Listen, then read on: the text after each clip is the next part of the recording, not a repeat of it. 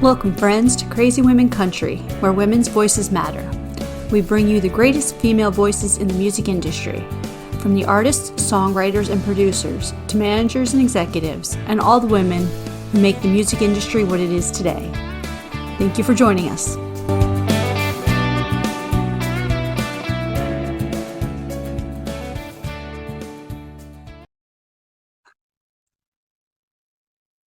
Welcome, friends, to another episode. I'm Donna. I'm Paula, and today we have Lacy J Dalton with us. How are you doing? I could not be better.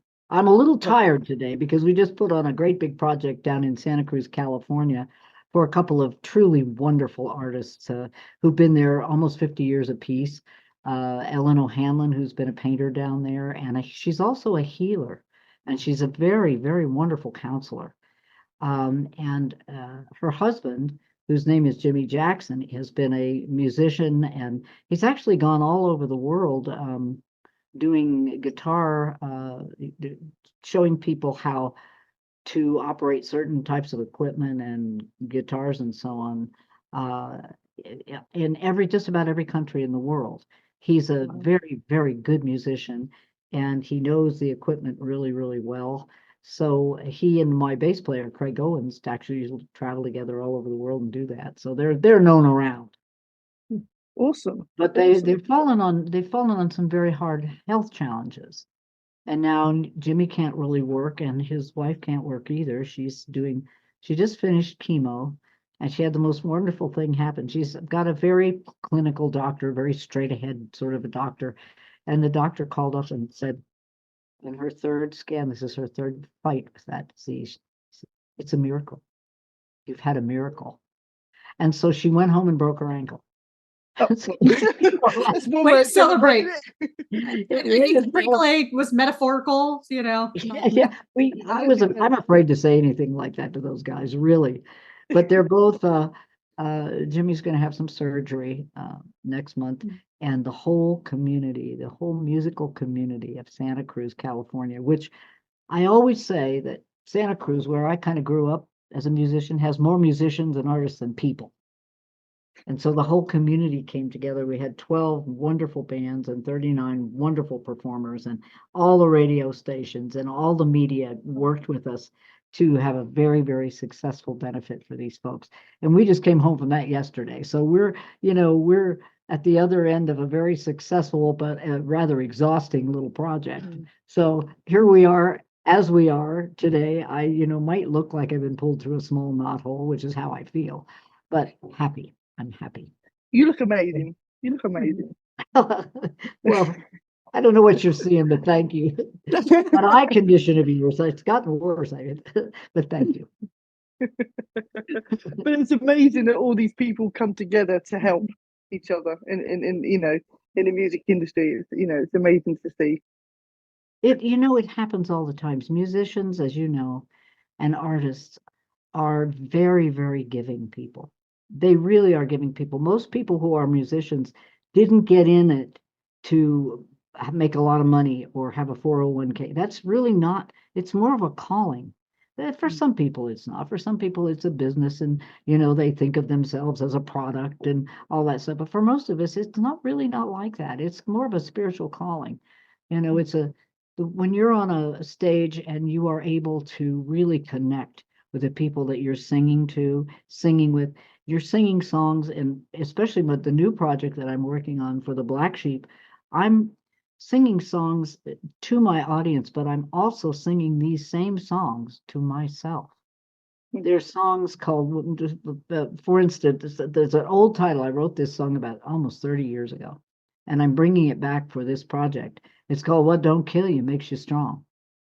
And since I wrote that song, the hook has been used a million different ways and almost that same way. But this one, I've never heard one that sounds exactly like this. And it's really true. We think that our challenges are going to wipe us out. We think that when we are hit with some huge, colossal nightmare of a thing that we have to deal with, a lot of us begin to, we just think, why me? And why is this happening? And I remember reading that it's better to ask yourself a better question. What can I learn from this? And I do think this world is a school. I think we come in lifetime after lifetime. And I think we help choose the lessons we need to learn before we come in. And I think on the other side, since we are completely immersed in the consciousness of spirit, we think we can do anything when we get over here. Well, it's thick over here. This is a very thick, solid reality. And it's not very long before, we're going to run into a wall and forget that we are all connected all the time with all that is. We forget that. We think we never will. How could we forget it? It's always happening. Could we possibly forget? Believe me, we forget. I sure have. And I off and on wake up and go, oh, I remember now. This is school. This isn't just happening because I have horrible luck, or I'm a horrible person, or I've just pissed God off. It's none of that. It's none of that. What it is, each one, and there are things. It's pretty neat because in a lot of spiritual books, you'll see that they will teach you, and a lot of the great spiritual teachers say when you get hit with these cosmic, hamburgers, these giant meatballs that hit us. The first thing you should do is begin to be grateful, which is very hard between gritted teeth. Thank you so very freaking much. It's just really cool. Praise you. Yeah, great. Thanks. But the bottom line is the minute you begin to turn toward that light, things begin to open up, doors begin to open. Your heart begins to open, and you begin to somehow find the strength and I believe, at least for me and for a lot of people I know, if you have any kind of belief in a higher power, that's going to pull you up by your own bootstraps, and it's the only way in the world I know to do it. I don't know how, I really don't know how people do it who don't have any kind of belief in anything bigger. This is all so much bigger than us. We are so much bigger than this, but we don't remember. And so the project that I'm working on now for the Black Sheep, and I think you probably have a copy of The Devil by a Different Name, which was it's actually the third song I wrote for the project, but it was our first single for the project. And it really kind of talks about, what I think we all should be looking at and aware of, and hopefully growing from. We're on this one little tiny, fragile, beautiful planet, and we have literally pooped all over in our own nest. We have multiplied until there are 365 million of us starving right now. Starving. We have wars. Oceans are very critically sick. Every coral reef in the world just about is gone. And almost every fish species nearly fished out. You don't hear about this stuff. Nobody talks about this stuff. But the fact is, it's time for us to wake up. The world is not a child anymore, and neither are we.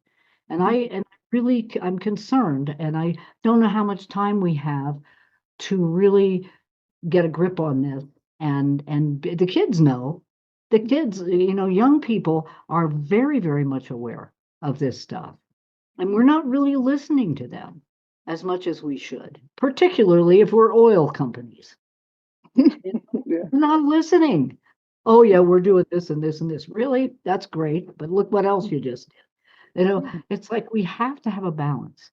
I don't think we need to be one way or the other way. There's a line in The Devil by a Different Name. It says, call me left wing, call me right. We are split right down the middle in this fight. Divided we fall. That rule don't change. It's just the devil by a different name, boys. The devil by a different name. And that's what I'm saying in these songs. And that was the Black Sheep are my people. The bad Black Sheep are my people. These are my people. So I'm writing this song. These songs may not be for everybody, but they're for the Black Sheep. And people who are actually thinking a little bit outside the box, and who may always have been thinking outside the box, artists and musicians and sensitive people who are paying attention. Yeah, absolutely. Well, when you're talking about, sorry, go on. No, go ahead. I was just saying, I absolutely appreciate that. And that's the one thing that I loved about The Devil with the different name, because it did split that out and just, your songs anymore have just that core of, even when we went back to talking about the Texas Taliban song, it's the same thing in Did you different guys areas, play right? that? You I, played that? of course I played that. I listen to all of your music, but that's just me. So I yeah, so I appreciate that. I'm afraid to go to Texas now, but other than uh, that, no, it's okay. We know people in Texas. It's okay. You can go to Texas. Tell them I said so. all right. Thank you. But yeah, the music I is love just that. so on point for everything. Like, and as you were saying, someone that is spiritual, more outside the box thinker. That's what I love about your music is it's not in the box. It's not the normal that okay, this is radio, blah blah blah. No, it is soulfully you, and that's what I love about it. So I appreciate you saying that, and I have to tell you, I'm not just singing the songs out to the world. I'm singing them into myself. I'm singing them into me. Whenever I think sometimes I'll have a plastic container that's full of something really disgusting that's really greasy and miserable and hard to clean out.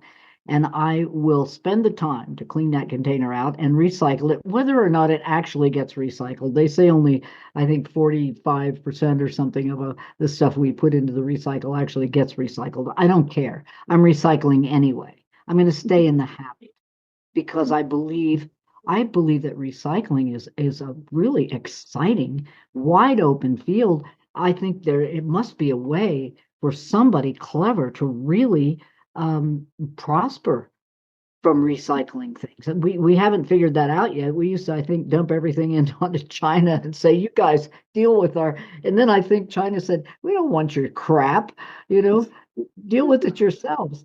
There must be, and I'm so thrilled about people. There's a kid, and I think his name is Bayan Slack. And I believe that's at least more Boyan. It's really close. It's Boyan. Yeah, Leslie says it's Boyan Salak. Salak. Anyway, he was 27 years old, and he designed a robotic trawler that was solar powered with these arms that went out into the oceans of the world. In all of the oceans of the world, there are 6 huge islands of plastic waste, mostly from about half of it's from commercial fishing nets and stuff like that. The other half is our, soft drink containers and plastic bottles and, any plastic bags and crap that somehow gets into our rivers and gets out into the ocean. The one above Hawaii is bigger than Alaska. Boyan, at 27 years old, invented this robotic solar powered trawler that goes out and gathers this stuff up, puts it in a hopper, and turns it into then usable material, boots, raincoats, who knows what. And I read another article about him recently that he's designed some sort of a thing, that a barrier of some kind that keeps the stuff from even going from the rivers into the ocean. So this young person, this is the stuff that gives me hope. And it makes my heart glad to know that even though these abominations are existing in our world, there are people who are, and I believe even in this extreme time when most scientists say we're over the edge and it's too late, I still believe that that the human beings are endlessly inventive and creative. And, with the strength of our higher power, I believe we can find ways to solve these huge problems in the world. And For the Black Sheep talks about that, but it also talks about belief. There's a song called Love Yourself. And that's about some really good advice from this long-haired outlaw rebel guy long ago who came from some little place in the Middle East. I think it was called Bethlehem. And there's some really good advice that he gave me and he gives the world in this song. And that'll be the next probably release after What Don't Kill You Makes You Strong. I think I'll release Love Yourself. And I hope you'll like it. I bet we would. It'd be awesome, definitely. They do say though that the worst vice is advice, so I have to be careful not to, not to be preaching, but I tell you, my road back to the belief that I have in a higher power, I started in Bloomsburg, Pennsylvania, evangelical Christian church. And very young, I realized that something, and some people found what they were looking for there, but I didn't. And I looked and looked. I took Baptist instruction with one of my friends, and then I took Catholic instruction with my longest friend, who I wrote Crazy Blue Eyes with, my friend Mary McFadden. We went to Catholic catechism together. And when they got to the point about unbaptized babies never get to see the face of God, I went, oh, that's not. Nope, don't think so.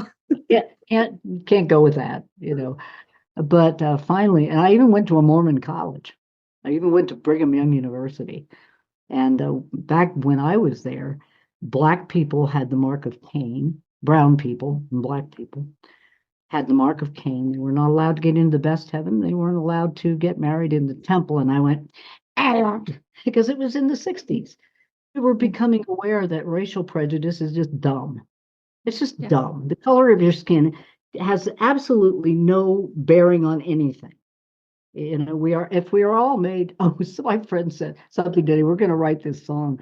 My friend Rainey, who I've written a bunch of songs with, we were talking about that, and we were talking about, like the color of your skin actually makes a difference. We don't even see that. And my kids never saw, they never saw it. They just didn't exist for them. And she said something today. We were talking about gender stuff.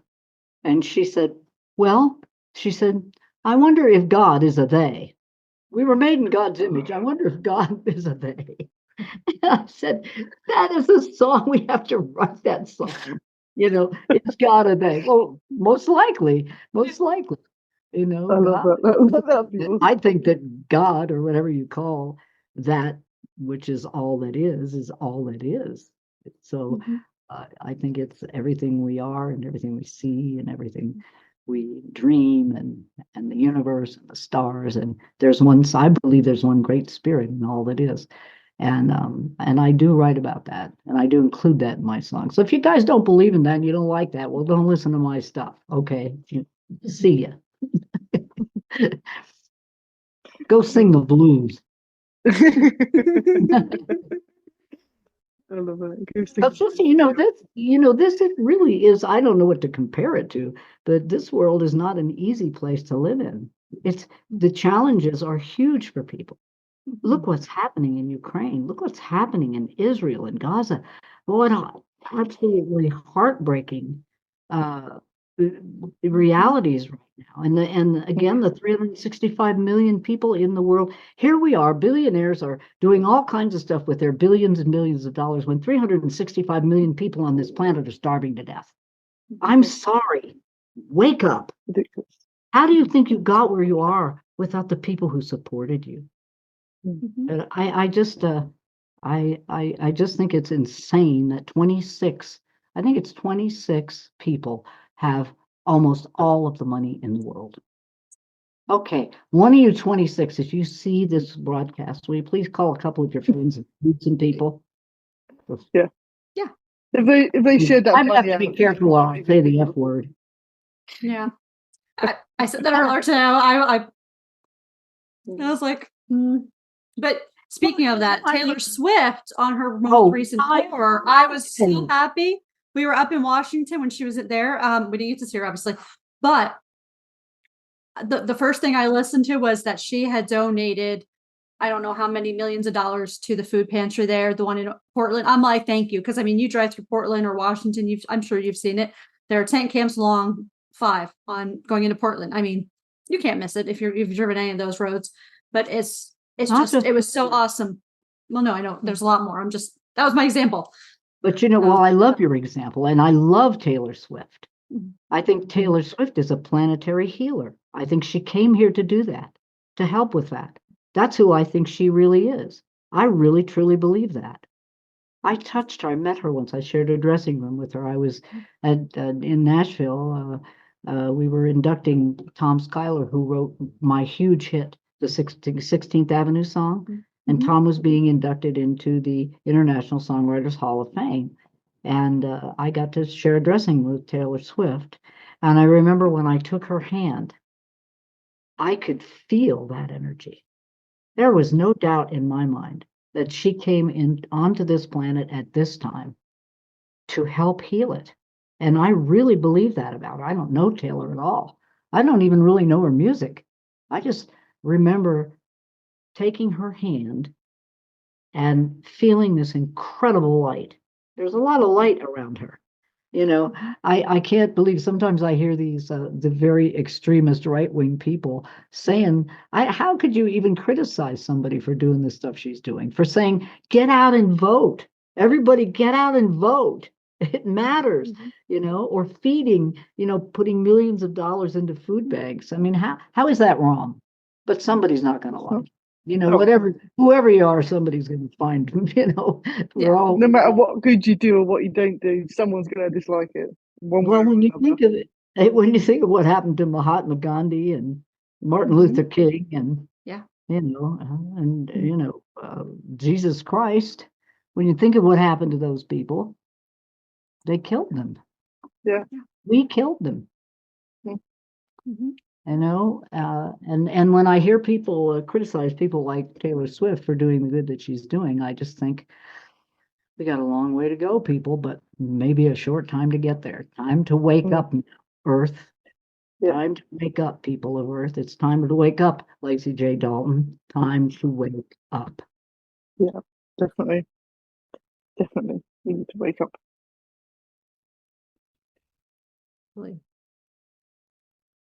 So would you like to totally change gears and answer crazy, silly questions that have no real rhyme or reason just because they're silly and fun? You know what? I think that would be a fabulous thing to do. Don't ask me any hard ones, though. I might not. Okay, if it's too hard, you can say pass, and I think we have enough here that we can, I think we have enough to get through here. It's the crazy, crazy women's music show, right? Of course It is, Yes. exactly. You are my people. The crazier the better, that's the one. I love it. Okay, so what is your favorite type of transport? Well, besides riding a horse, Horse could be, yeah.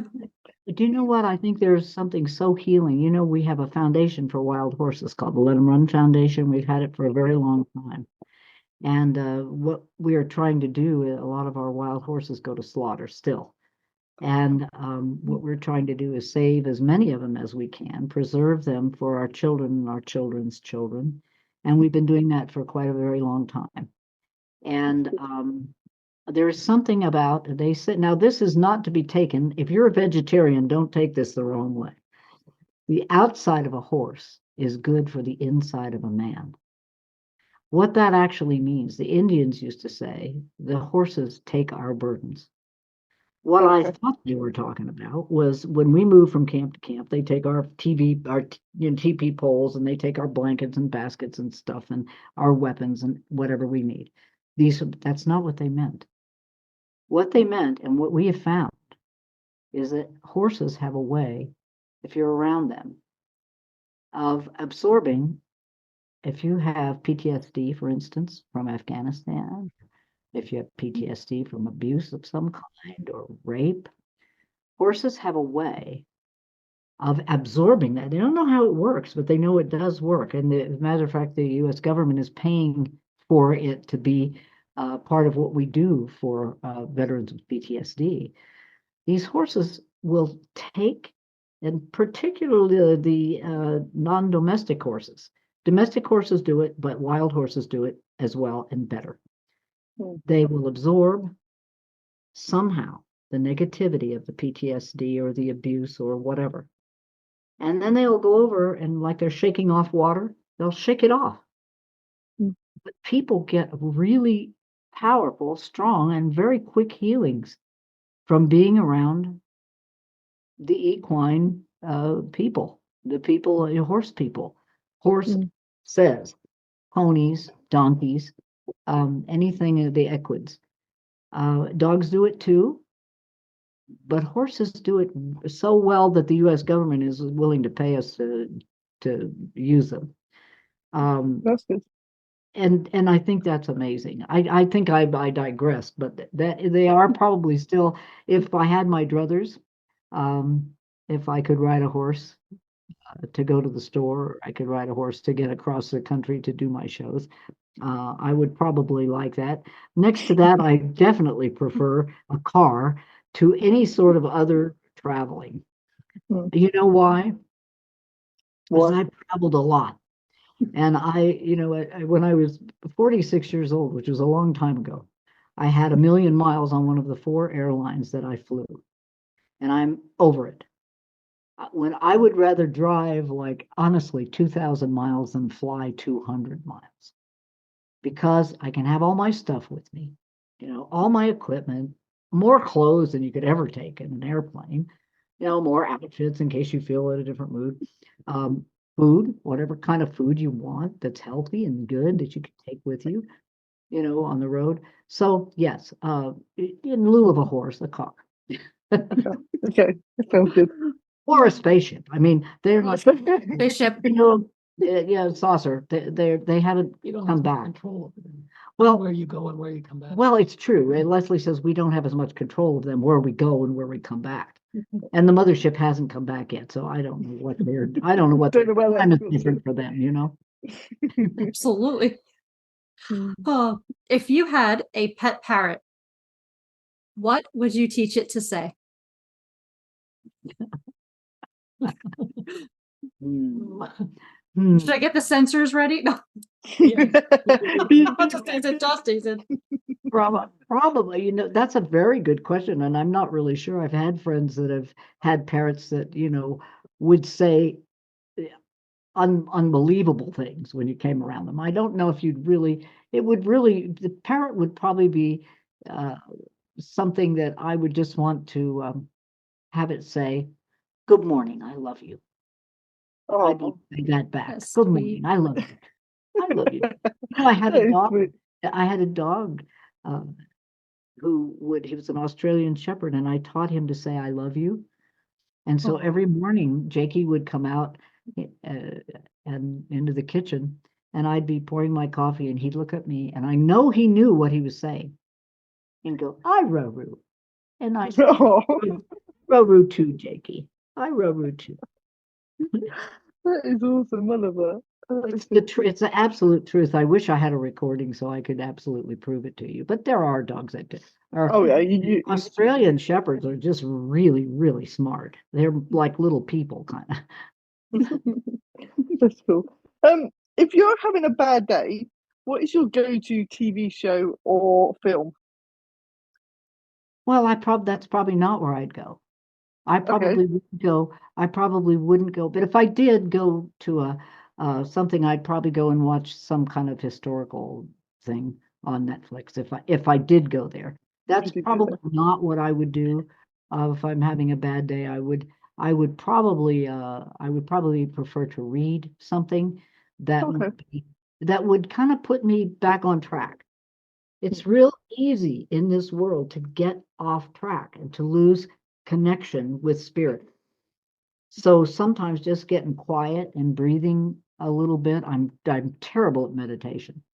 Not my strong suit, but sometimes if I can read a little bit from someone who I respect that way, it can really put me back on the path, and that's what I do. But thank you for That the sounds question. good. Okay, cool. Okay.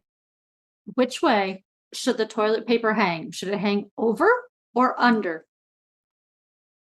Now, I will tell you that many people believe that it should hang over. They think that is the way. There's only one way. I don't particularly care. I'm just glad if there's some left. Okay. That is the best answer. I love that. That is the best answer. I like that answer. And we can even be sitting on the shelf. Okay, that's really fun. As long as it's nearby. Got it. As long as You it's can close reach by. it. Arms reach, you're right, yeah. That's funny. That's a funny question. I love that. If you could write with anyone, dead or alive, who would it be? Dead or alive? Well, my favorite songwriter of all time, forever, is Chris Christopherson. My very favorite.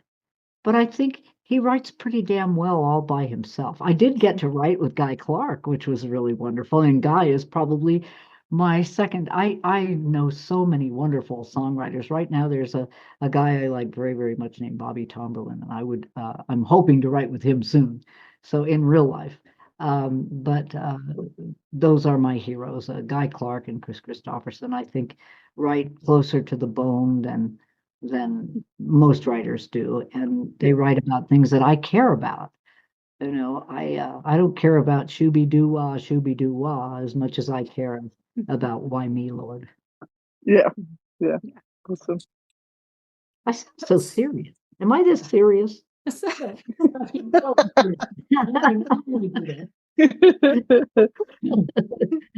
Oh. Okay, so These are if you were great elected, questions. they're fun, aren't they? Yes, they're good. They were good. Well, if you were elected ruler of the world, who would you hire as your top advisor? Oh, I'd have Leslie. But Leslie. she's the Okay. best manager in the world. Yeah. I definitely hire Leslie. That was quick answer. That was very quick. Okay. Well, she is my adult nanny. And she is my auxiliary brain. At this point, there's a little dementia creeping in here and there, and it's really nice to have an auxiliary brain handy who remembers people's names, things like that. That's We really walk good. around, I know who that is. Like, I don't know his name, I don't want to hurt his feelings, and I'm not going to remember the name, and who the hell is that? Really knows. Not always, but most of the time.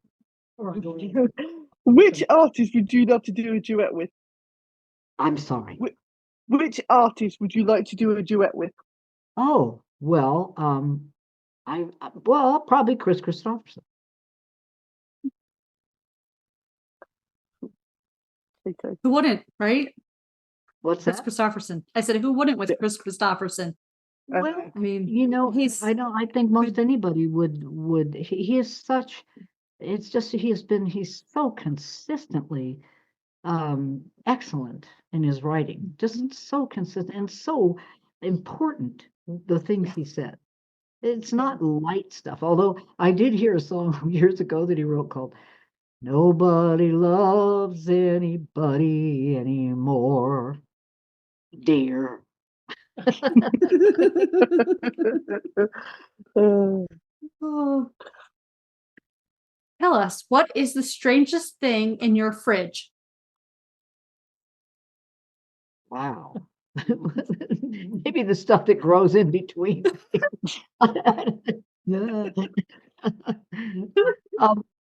What would you think the strangest thing in there would be? There's a lot of strange stuff in there. I don't have kimchi. I do have some sauerkraut, which isn't that strange. Yes, yeah. Maybe a squeezed tube of mayonnaise. That might be a little. Oh, She thinks a squeezed tube of mayonnaise is odd, but it's great to take on the road. that's great. Well, no, you're not going to take a jar of mayonnaise on the road with you, but you can take a squeeze thing. And of course, we have to have mayonnaise for our sandwiches. I'm not one of these people who eats dry sandwiches because I want to be real skinny. Okay, Yeah, no. that's not happening here. The other day I went into my refrigerator. It looked like a thin person's refrigerator. There's like nothing. Nothing in there. I call that the bachelorette fridge. Like, yeah. Like, like you can't even make anything out of anything because there's nothing to make anything from. I went, I don't think so. We have to fill it up. So I went out and I actually my refrigerator is condiment central. It has every condiment in the world in there. Every condiment you can possibly imagine. Actual food. Gluten-free orange sauce. Oh, Leslie says there's gluten-free orange sauce in there. Sugar-free, gluten-free. I don't think orange sauce should have gluten in it anyway, should it? It shouldn't, but I'm really glad that there's gluten-free orange sauce. I'll be there. I'll come over. I'll make something of orange sauce. I'm very fond of the sugar-free Thai chili sauce, which is a nice spicy chili sauce. About 7 years ago, I had a SARS virus, and I haven't been able to taste or smell anything since. In fact, there was a dead mouse in my car. Well, I think there have been a series of dead mice in my car. I live up in the mountains, and there's no way you can keep mice out of your car unless you have some sort of a garage that's full of pesticide for mice or something. I had everything in the car. I had mouse cubes. I had, what's that soap? Irish Spring soap that the saddle makers swear. That. They love that. Yeah, you should have seen it. It was like chunks out of it. They enjoyed it very much. It had, I had traps in there. I had peppermint oil. I had spearmint oil. I had an electronic mouse, sonar mouse chaser thing. Nothing worked. Nothing worked. Well, so I just finally relented. I didn't want to kill the mice. I don't like killing them if I don't have to. They have every right to be here, but not chewing my car. $750 worth of damage chewing the little cables in my car. So I didn't really want them in there, and I tried every way. I tried to be reasonable with them. Sorry, plenty of places. There are plenty of sheds and barns on this property. Go out, hang out there. I won't bother you, but don't be in my car. Well, they didn't listen. And so I put mouse poison in my car. I don't necessarily recommend this if you have a sense of smell, because the last mouse that died, the mouse that ate all the wiring, they found him somewhere up in the wiring where nobody could reach him. This mouse, and nobody would ride with me for the longest time. My friend got in the car and she said, "Oh, crypt. It smells like a crypt in here. It's a crypt." So nobody would ride with me. Leslie wouldn't ride with me. It's horrible. And I finally went over to Jiffy Lube and I said, "Guys, can you please find this mouse? A mouse has died in here and it's my fault. I poisoned him." And he was like a super mouse. Couldn't get rid of him. He just would not go away. Well, somehow before he perished, he crawled way, way up into the air conditioning system, which was, they tried for an hour and a half at Chippy Lou. These guys were so nice. And they were like, "Oh, God, oh, the smell." Meanwhile, I'm driving all over the world in this car, and I have no idea that there's any mouse smell in it at all. I'm fine because I can't smell it. But apparently the mouse was in an inaccessible place. And so he's still in there deteriorating. I don't know if anybody else can smell him because nobody will ride with me now because they know that my car smells like an open grave. Oh my God. That's just hilarious. That's time and again when you live up in the mountains, you live up Yeah. here in the indoor camping experience where I live, there are things that you learn to deal with, in a mountain girl kind of way. Now, a club would have been nice. If I could have found the mouse, I would have clubbed him to death, but I couldn't. That's funny. I'm not a violent person, but there's only so much. You cross that line, Yeah, totally. Okay, if you owned a bar, what would you call it? If I what? If you owned a bar, what would you call it? You had your own tavern, what would you call Oh, it? if I had my own, I know exactly what I'd call it. I wrote a song about it, and I never finished the song, but I would call it the Blue Lizard Bar. And outside, there'd be this blue lizard. He'd be aqua. He'd be a pale aqua. He would be a little bit lighter than this color.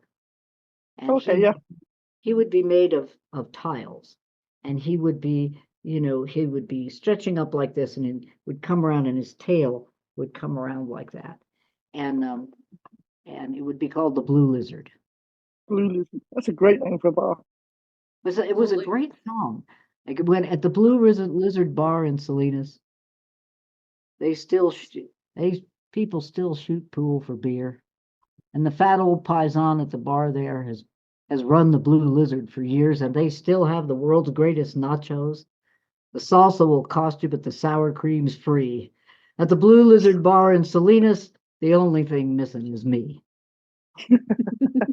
At the Blue Lizard Bar in Salinas. Kind of. I think you need to finish that one.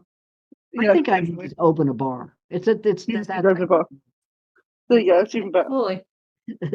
Absolutely. My own So- pub. So, okay, so after we open your own pub, I know that's gonna have the best food I need to go to, but tell me one place in the US that I should go and eat at. Like Oh, if there's only like name one of the place I can place. go. Down in Texas. That Oh, the Wall Street Bar and Grill the Wall Street Bar and Grill in Midland, Texas. in Midland, Texas. There you go. Okay. Unbelievable, unbelievable food. I want to get a show down there somewhere. Or the crab cakes at the Pollard Hotel in Bakersfield. Well, we also had some crab cakes at the Pollard Hotel in Bakersfield, and they were the worst looking things you have ever seen. They came out and they were gray. They were gray.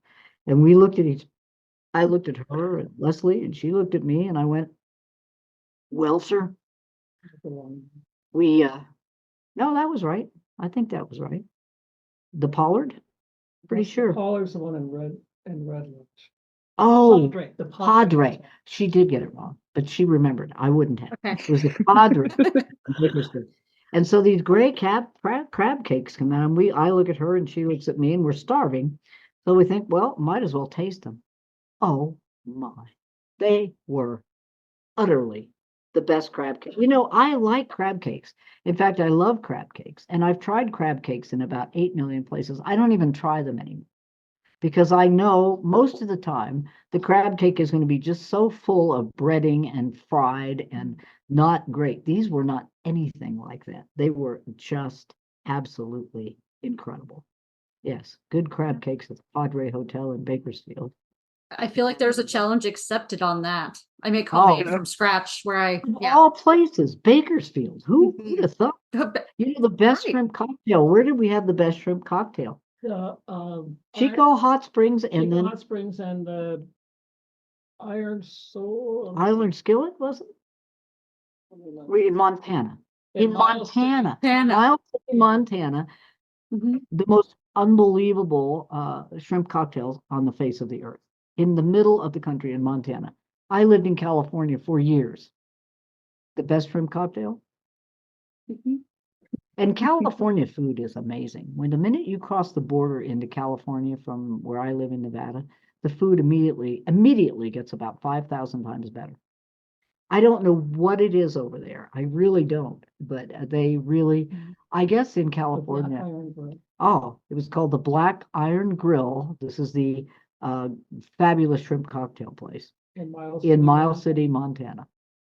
And also Chico Hot Springs had a really in Montana, which, by the way, if you ever want to go on a vacation, that is the most wonderful place in the world. It's in the Paradise Valley in Montana, and the mountains are very beautiful and high all around, and you can go horseback riding out over the beautiful landscape, or you can go on a float trip.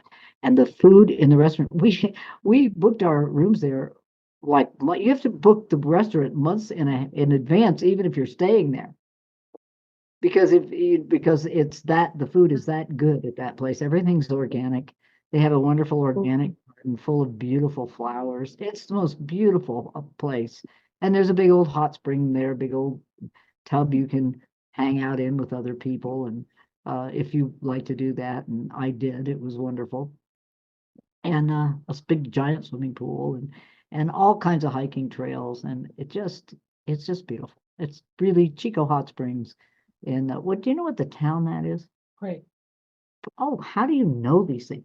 Pray, Pray, Montana, in Pray, Montana. Not too far from Livingston, not too far from Yellowstone Park. So if you're on your way to Yellowstone from You can Livingston, go to. There you go. good place Yeah, I to think I spend- may have been there. near that area because we spent a lot of time in Livingston, so I'm wondering now. I'm gonna have to go Oh, look back at some right of up this the stuff. road. Yeah, probably. It's only about 40 minutes south. It's right on the way to the park. And But then yeah, I guarantee we stopped at a lot of little places and different things, and yeah, I will have to next Even time the we go through food- that way. I'll have to double check. But yeah, you must go in, and even the food in the bar is absolutely wonderful. It's just wonderful. We play there sometimes. Okay. Last question. Is that right? Got the right number to it? Yeah. Yep. Make sure I've written them down properly. If you were an animal what would you be? Well, since I think dogs are the best people on earth, I think I'd probably want to be a dog. And I'd want to be my dog. I like that. She's gonna pick her owner. I love it. Oh, Jessie was scratching me. oh, Jessie, want to come say hi? This is Jessie. It's Jessie. well, Yep. she's adorable. What is she? She is a mix of short and long hair Chihuahua. She's big for a Chihuahua, isn't she? A little bit. I mean, she's not a teacup, so regular Chihuahuas. She has a little extra weight here from someone helping to give her treats and biscuits, right? Yeah. My dogs, of course, are completely lean. You know, they're in perfect physical condition. Yes, yeah. Yeah. They look like small city buses. My sister says they look like small city buses walking through my house. She says, why are your dogs so fat? Everybody says dogs are fat. My dogs live longer than anybody's dogs, and they may be fat, but they're happy. But that's why you want to be one of your dogs. But that's why I want to be Yes. one of them. Yeah. Just enjoy and eat. Yeah. That is the main reason. Because nobody fed goes up. hungry in my house, and nobody has wrinkles. I have all these fabulous lamps that are made from. Can you get that lamp over? Will it stretch over here? They have this these wonderful shit. I think it's plugged in down there by that pan. We're going to show you one of these lamps. It's not going to be turned on when we show it to you.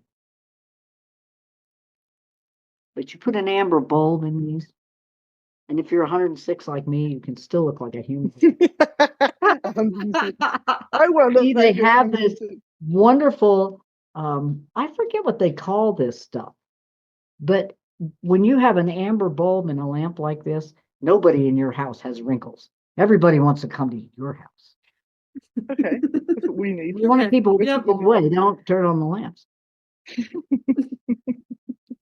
Keep the lamps off, keep everybody away. I love that. Oh, you guys had a question?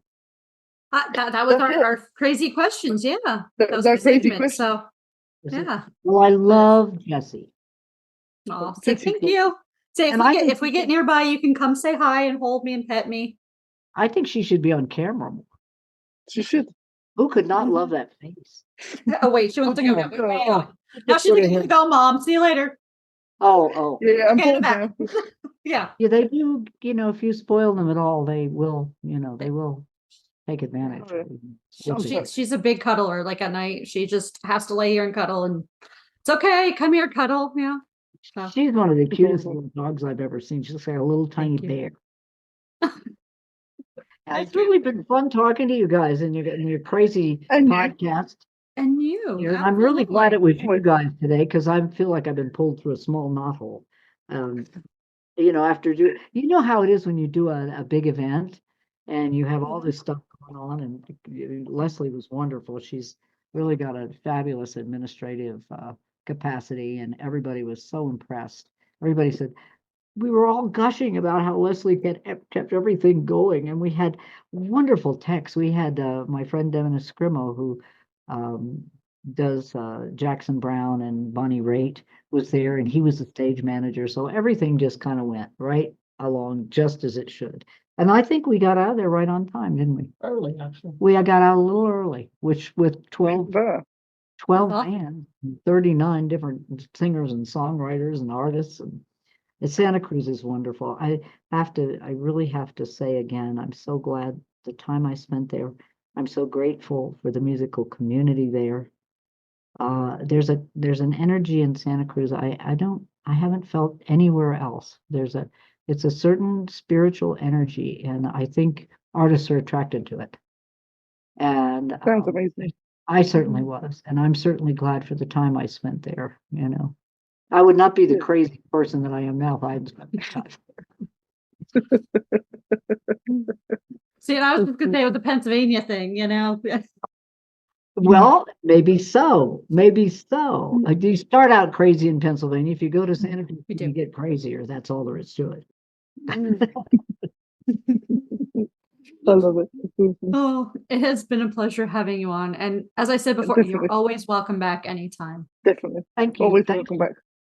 Thank you very much. It's been a really fun visit today. I hope you guys have a great. What time is it where you are?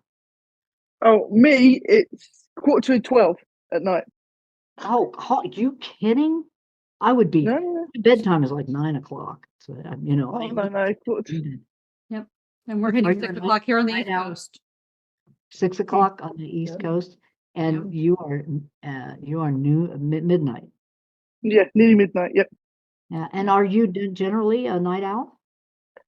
It doesn't bother me. Night out, early mornings doesn't bother me at all. Wow, Really don't. that's fun. I live in Spain. We have siestas during the day, so Yeah, during the day. I wish I were able to do that. I have never been able to nap in my life. If I get up at 3 a.m, I'm up. That's it. I'm not going to be able to nap. I'm too nosy. I love that. I think that's what it is. I think that's what it is. The least little sound. What's going on? Am I missing something? But in Spain, everything shuts down between sort of 2 and 4 or 2 and 6. So there's not much happening. How do you like that? Is that a wonderful lifestyle? It's amazing here. sense? Absolutely amazing here. The lifestyle here is just perfect. It's I very have so- chilled. It's very relaxed. There's none of this pressure to have all this new stuff or anything. You know what I mean? Life is just family orientated here. It's all family orientated, and that is just the best. We don't shop you don't shop on Sundays because there's nothing open. It's only you have that time in the day where everything's shut. It's just perfect, absolutely perfect. Yeah. I've heard that from other people. I have a friend named Rattlesnake Annie she's a wonderful folk singer. And she lived over there in Portugal and Spain for a long time. And she just said, it's just so much, the pace is so much more sane. It's just more sane. Life is more beautiful and enjoyable because there's just people take time to visit, be with one another, take long, long dinners late at night, long dinners. And she really likes it over there too. I haven't heard from her time, but she was sold. I wouldn't go back to England if you paid me. You could pay me $1 million. I would never go back. Not for the hassle. And I mean, I went back this week and it was just like, oh my God, I am so glad I'm in Spain because the stress is just not worth the hassle. It's like that. Pennsylvania is a pretty hard pushing place. I remember when I had my first jobs in Pennsylvania, if you were 1 minute late, you were fired.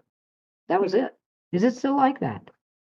There are still areas like that. And even in corporate America, there are still areas like that. I mean, I'm in Florida now, which I think we talked about that because I think you have family in Florida. Right. And that's right. My sister. No.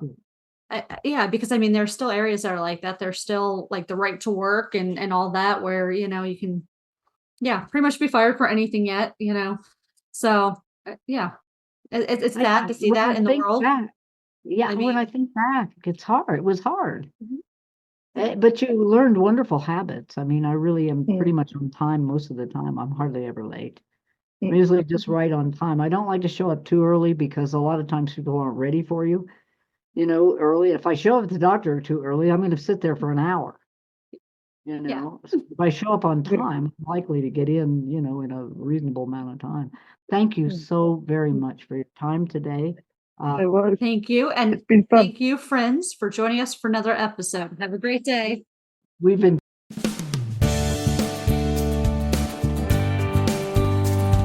If you enjoyed today's episode of Crazy Women Country, don't forget to give us a thumbs up. Be sure to click the subscribe button for new interviews weekly. And thank you, friends, for joining us today on Crazy Women Country, where women's voices matter.